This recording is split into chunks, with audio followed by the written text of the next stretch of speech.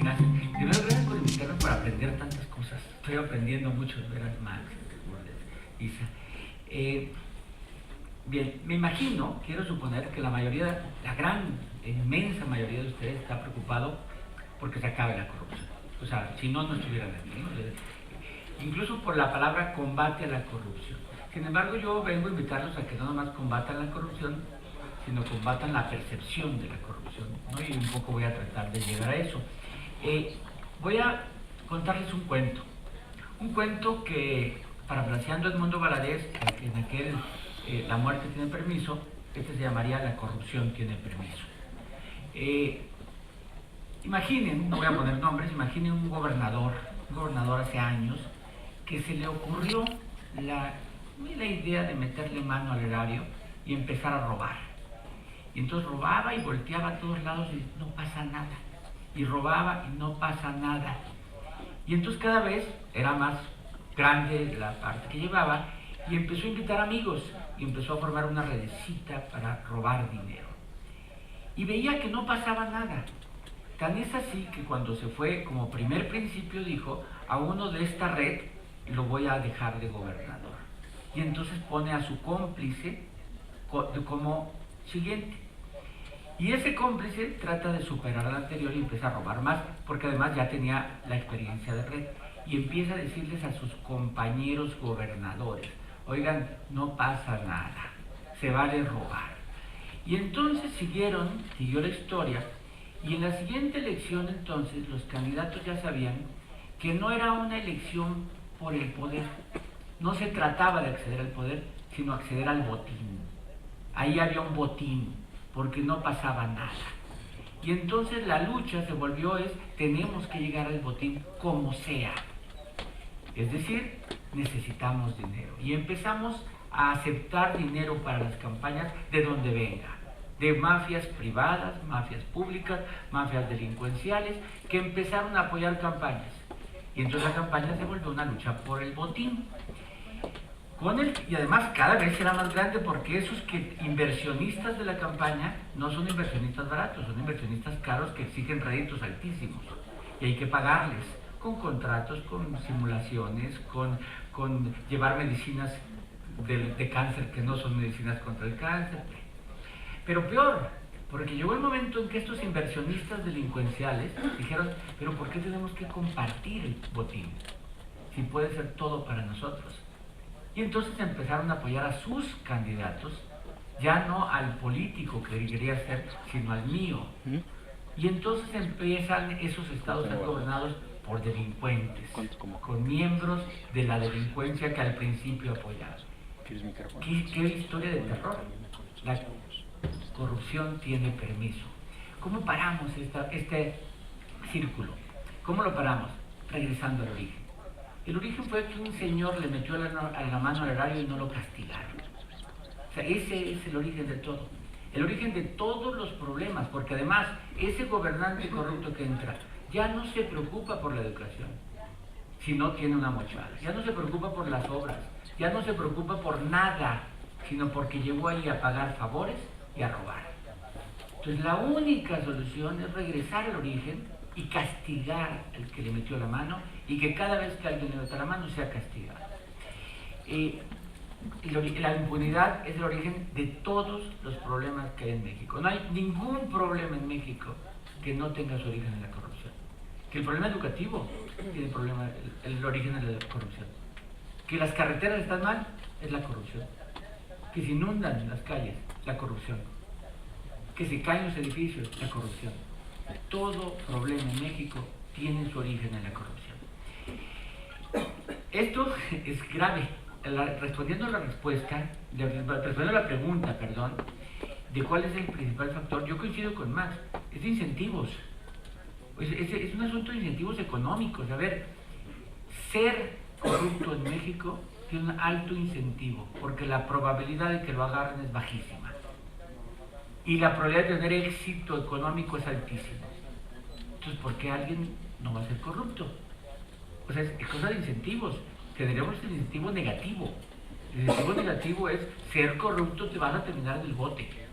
Y en ese momento ya piensas para ser corrupto. Entonces es cosa de incentivos, no es cultural. Efectivamente, siempre va a haber corruptos, siempre va a haber corruptos, pero cuando la impunidad impera, esa corrupción va a ser prácticamente desincentivada y entonces la cultura va a cambiar. Pero es cosa de incentivos, es para mí el factor. En teoría me trajeron para dar cifras, no les voy a dar ni una cifra, nomás una, ¿no? Me dijeron, ay, las encuestas que querían que les dieran, no, todos las conocen. Solo les voy a dar una cifra. Vean el periódico, los problemas reales en México, a ver, muertos. Todos los días nos enteramos, la cifra de muertos es la peor que vivimos, ¿sí? Que si la economía, la inequidad, la distribución, ¿no? El sur, vean el sur qué problemas tiene económico. Bueno, con todos esos problemas, 1 de cada 9 mexicanos dice que el principal problema es la corrupción. Que el principal, es la cifra más alta que ha habido en el siglo, de que 1 de cada 9 mexicanos dice es el principal problema. Vale. Arriba de la inseguridad. O sea, arriba le dicen muertos y dicen no importa, es la corrupción. Oye, pero están matando muchas gentes en Guerrero, en Michoacán, en Ciudad. No, es la corrupción. 1 de cada 9. Y la percepción de corrupción tiene un problema, que puede ser una virtud o un problema. Si ustedes perciben que todo mundo da mordida para obtener una licencia, van a llegar con el dinero en la mano a ver a quién se la dan. O sea, ¿por qué? Porque todo mundo la da y no voy a ser el único tonto que no la da, ¿no? Porque si no la doy, no me dan igual que a los demás.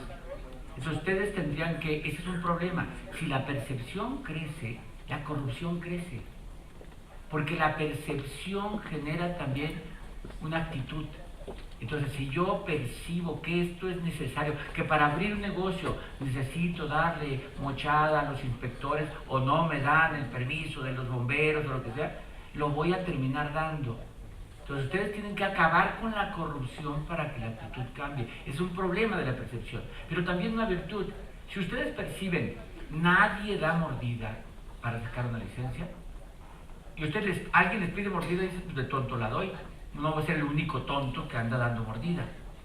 Entonces se tiene que generar la percepción para que también cambie la actitud personal, ¿no? Entonces sí, ustedes deben preocuparse no solo por combatir la corrupción, sino por combatir que crezca la percepción de corrupción.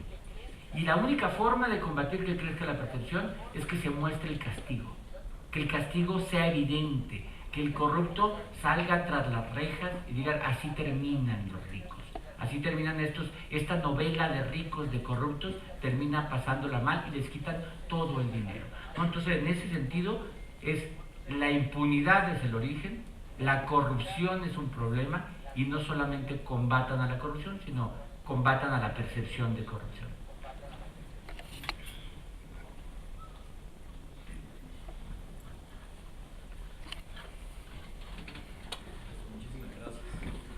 Me permite, se haría una pregunta muy concreta y empezamos esa dinámica.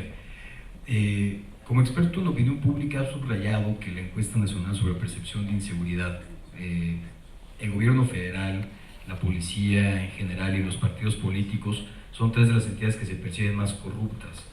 Hablando sobre este esquema de combatir la corrupción desde la realidad, pero también combatir para la generación de una percepción distinta, en el 2017, y desde su visión, ¿estas cifras han empeorado respecto del pasado o, más aún, pueden revertirse en unos años? ¿Cuál sería su punto? A ver, han empeorado. Estamos peor, pero además les voy a agregar una cosa. La percepción de corrupción está poniendo en peligro la democracia. O sea, en esta historia que les conté, si se fijan, termina siendo la elección una lucha por el botín y no por servir a la gente y no por dar... No, pero no nomás eso. La creación y el incremento de este sentimiento antisistémico, el sentimiento de que las instituciones no funcionan, de que nada sirve en México, ese sentimiento va contra la democracia. O sea, ese sentimiento de decir la democracia no soluciona nada, la democracia es corrupción, el voto se compra. Este sentimiento de abandonar a la democracia como forma de vida es parte de haber incrementado la percepción de corrupción. Entonces, si queremos seguir viviendo en un régimen democrático, si queremos seguir viviendo en libertades, derechos humanos, si queremos seguir viviendo en este tipo de cosas que tenemos. Coincido, la prensa libre, hay que tener una prensa libre de entrada, y no nomás prensa libre, tenemos que tener instituciones apartidistas. Mira, este sexenio, que en teoría va a dejar como herencia una docena o más de reformas, la única reforma, o la más importante de todas, es anticorrupción. Es la única que puede poner un piso nuevo para construir un edificio. Todas las demás, de nada sirve una reforma energética con corrupción, de nada sirve una reforma educativa con corrupción. Todas las reformas tienen que ser atravesadas por la anticorrupción. Es la única que podría este presidente dejarnos al final como una herencia válida para el país.